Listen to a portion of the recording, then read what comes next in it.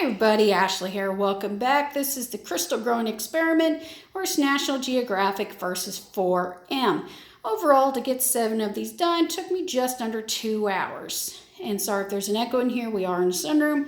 But let me go ahead and explain about each of these and why they took so much in time.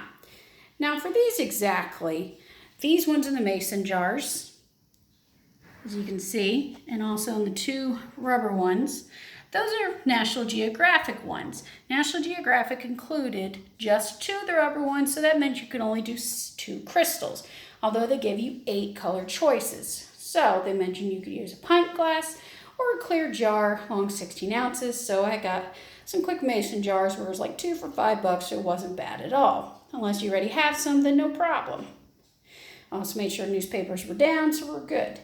Now each of these, you have to let the water boil individually of approximately a cup, just a little bit more, just to help with evaporation. Now once you pour them in, please be aware it gets very hot. You're going to have a lot of steam coming up at your face, hence the goggles, and also because of the chemicals.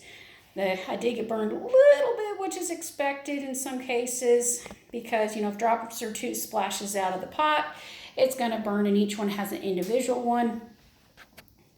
And it was easier for me to do quick boils of like 3 to 5 minutes a piece versus trying to do it all in one pot at once, just for safety precaution, and also using steel pans, so it's going to be hotter. And it was easier for me to basically have one boiling while mixing another one, and it kept repeating, and it made it easier for me. I did delete one step after a while, and you'll understand it was repetitive, where basically they wanted you to pour the hot water from the pot into the measuring cup and then right into your mixing bowl. And I was like, huh? Well, if you already measured correctly, you weren't really going to have to worry about that, because the measuring cup was really for that. So after 3 or 4 of these, and I was able to eliminate that part. Now the mason jars, of course, and the rubber ones, as you can see, have the National Geographic.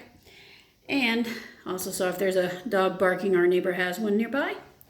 These little pods here get placed into the National Geographic ones. You have a little one stirred to do this, and it kind of takes a little minute to get it properly in. And before you put these in also, they need to cool off for about 15 minutes once you pour your solution in. Powder, once you pour the powder in. And I chose, the 6 colors. And on the other one, I just chose a simple crystal clear one, And this one here is from 4M. It came with the jar as well.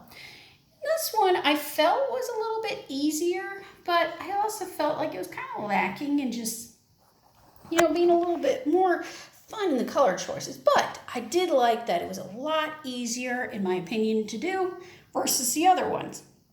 Because instead of using the little pods in them, you just simply poured the second type of crystal that they pointed out to use. One was a big compound mix that goes in first.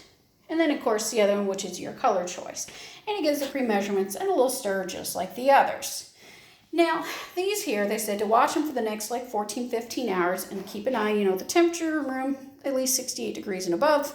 So this room worked out just well with these, keeping away, of course, from any food and other areas of sleeping, eating, drinking, anything like that at all. For safety precaution, they also give the poison control information in case something happens, because this will require adult supervision. It says ages 8 and up, which yes, a child could learn this, but as they said, adult supervision, and I myself also highly recommend adult supervision as well, because of the compounds that will be used with this. I kept goggles on the entire time, newspapers were across all areas, and once I was done, anything that wasn't used, that was opened, was bagged and thrown out immediately. Then the counters and any dishes used were sanitized as well. And of course, after the 15 hours, I'll be able to take some more pictures to show you the differences, how they're doing in their growth.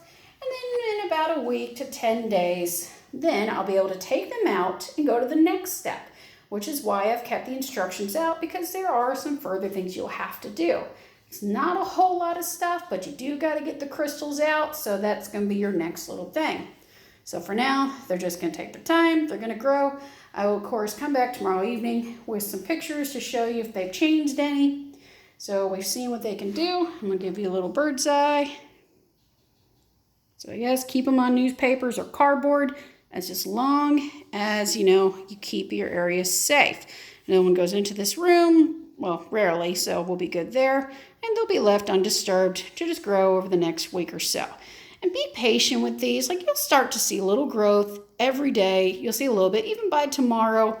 But that doesn't mean to go ahead and start removing them because, you want to get them as large as you can. And you can also experiment later on with trying, different colors and different versions, and also even different in the consistency of the liquid and how long you grow these. So this is a good experiment for kids to learn. It's a unique way of seeing how crystals can be grown. But again, remember, this requires adult supervision, but it's fairly cheap to do.